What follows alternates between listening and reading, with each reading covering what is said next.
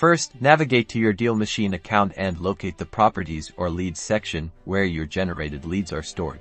Here, you'll see a list of your properties. Select the specific leads you wish to export. You can often select all leads or filter them based on your campaign needs. Once your desired leads are selected, look for an Export button, typically found near the top or bottom of the list. Click on it and choose the CSV format for your export file. Your lead data will now download as a CSV file to your computer. This file contains all the critical information about your leads, ready for transfer.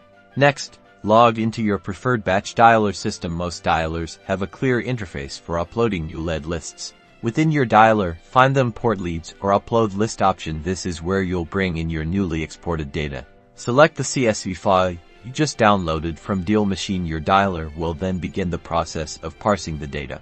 This is the crucial step. Field mapping. Match the columns from your Dealmachine CSV, like owner name or property address, to the corresponding fields in your batch dialer. Ensure phone numbers are correctly mapped for dialing.